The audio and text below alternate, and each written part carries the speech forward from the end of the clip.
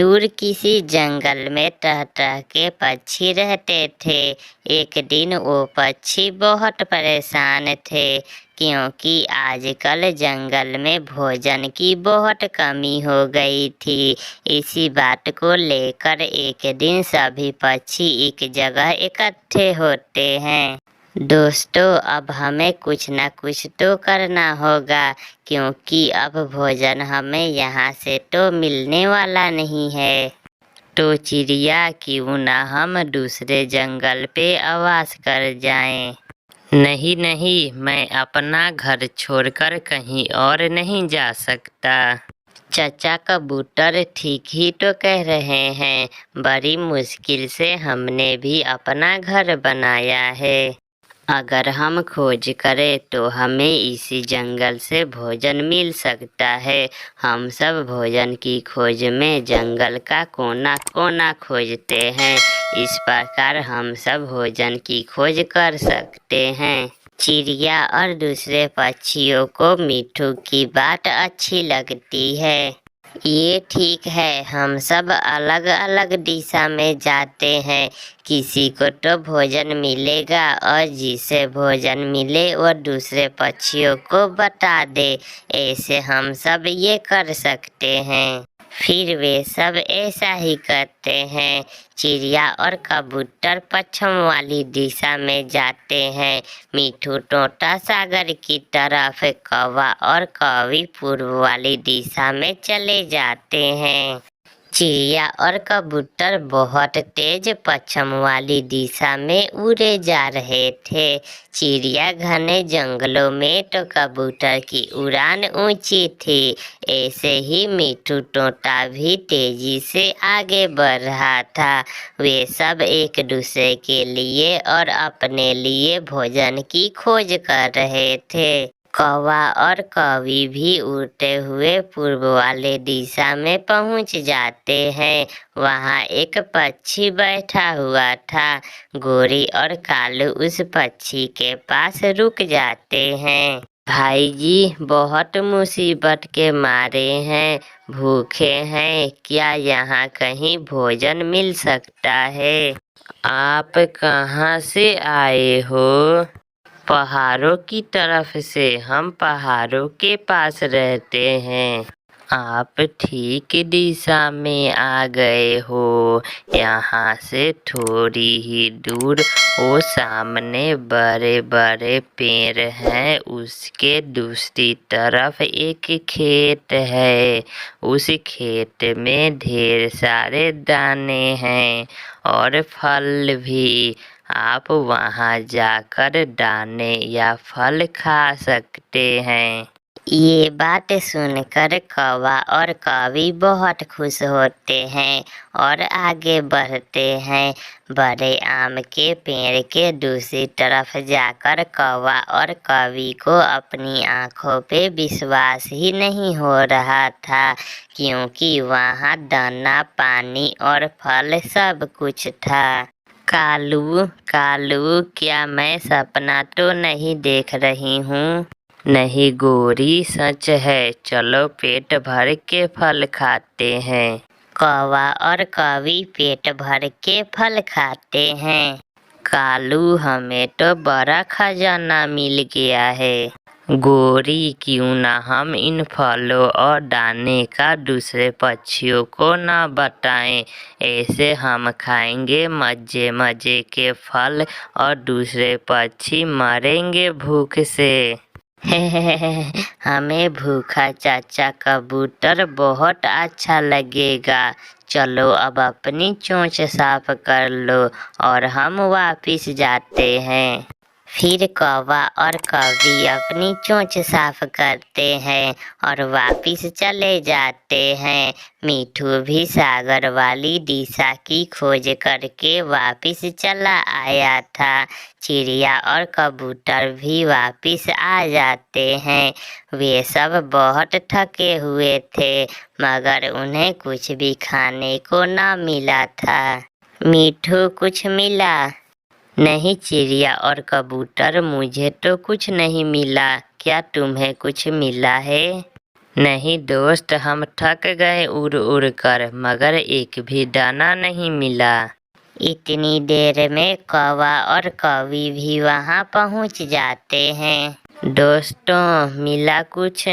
नहीं गोरी, हमें तो कुछ भी नहीं मिला, हम तो थक गए हैं। और तुम्हें? ना भी कबूतर, पूर्व वाली दिशा का जंगल पूरी तरह से सूख चुका है। वहाँ तो ना ही दाना है, ना पानी और ना ही कोई फल। तुम दोनों की शक्ल से तो ऐसा लग रहा है कि पेट भर के खाया हुआ हो। नहीं, हमने तो कुछ भी नहीं खाया हुआ है। चलो अब घर जाते हैं, कल देखेंगे करना क्या है। ऐसे शाम के वे सब अपने अपने घरों को चले जाते हैं। मम्मा, क्या आज फिर दाना नहीं मिला? नहीं बेटी, पूरा जंगल घूम लिया सबने, मगर आज फिर कुछ भी खाने को नहीं मिला। कोई बात नहीं मम्मा, कल हमें दाना जरूर मिल जाएगा। मैं अपनी मम्मा को तंग नहीं करूंगी, मैं भूखी ही सो जाऊंगी। ऐसे गुड़िया भूखी ही सो जाती है। मम्मा चिड़िया को नींद कैसे आ सकती थी? वह अपनी बेटी को भूखी सोई देख कैसे सो सकती थी? पापा पापा, क्या मिला कुछ? आहिस्ता आहिस्ता बोलो जग्गू। ऐसा कहते हुए गोरी कवि अपनी पंख के नीचे से एक मीठा फल निकालकर जग्गू को दे देती है। मीठा फल, मीठा फल। चुप कर जाओ जग्गू, और किसी को बताना ना कि तुमने मीठा फल खाया है। नहीं पापा, मैं किसी को नहीं बताऊंगा। ऐसा कहते हुए जग्गू मीठा फल खा लेता है। गोरी, कितने भूखे थे सभी पक्षी, मुझे उन पर दया आ रही थी। अब उन्हें बताना देना कि हमने पूर्व वाले दिशा में भोजन ढूंढ लिया है। ऐसे वे सब वहां चले जाएंगे और सारा भोजन ही खा जाएंगे। ऐसे कौवा और कौवी हंसने लग जाते हैं। मीठू मीठू तोता तो भूख से चकरा रहा था, और चिड़िया की बेटी तो आज भी भूखी ही सोई होगी। फिर दूसरे दिन सभी पक्षी फिर से इकट्ठे होते हैं। कौवे और कौवी, हम ये जंगल छोड़कर दूसरे जंगल में किस्मत आजमाने जाएंगे। हो सकता है हमें वहाँ से कुछ खाने को मिल जाए। चिड़िया आप जाएं, मैं तो आज कालू जी के साथ अपने मायके जा रही हूँ। सब भूख से मर रहे हैं और तुम मायके जा रही हो। क्या तुम्हारे पेट में दर्द हो रहा है? मैं क्यों न मायके जाऊं? आज से हम आपके साथ भोजन की खोज पे नहीं जाएंगे, आप जाएं। ये सुनकर गोरी और कालू का सब दोस्त बहुत हैरान होते हैं। गोरी और कालू वहाँ से चले जाते हैं। थोड़ी देर बाद सभी पक्षी जाने ही वाले थे कि गोरी और कालू का बेटा जग्गू कौवा वहाँ आ जाता है। आंटी चिड़िया, मेरे मम्मा पापा कहाँ गए हैं? जग्गू बेटा, वे हमारे साथ लड़ाई करके यहाँ से चले गए हैं। आंटी आंटी, कल मेरी मम्मा मेरे लिए मीठा फल लाई थी, बहुत मजे की थी मीठा फल। जग्गू का ये बातें सुनकर सभी पक्षियों के कान खड़े रह जाते हैं। क्या जग्गू सच?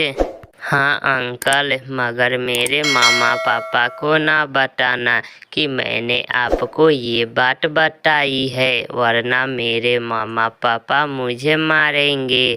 और अंकल, मेरे मामा पापा बात कर रहे थे कि पूर्व वाले दिशा में जो फल है वह किसी को ना बताना।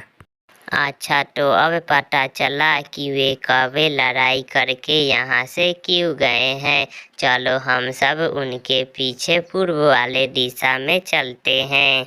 फिर सभी पक्षी कौ के पीछे जंगल की पूर्व वाली दिशा में चले जाते हैं। वे सब बड़े पेड़ के उस पार जाते हैं। इनके आंखों के सामने तरह तरह के फल और दाने थे। कौवा और कौवी एक अमरूद के पेड़ पर बैठे अमरूद खा रहे थे। कौवा और कौवी बाकी पक्षियों को देखकर बहुत शर्मिंदा होते हैं। लालची कौ, बड़ी गलती थी हमारी जो तुम्हारे जैसे लालची पक्षियों से दोस्ती की।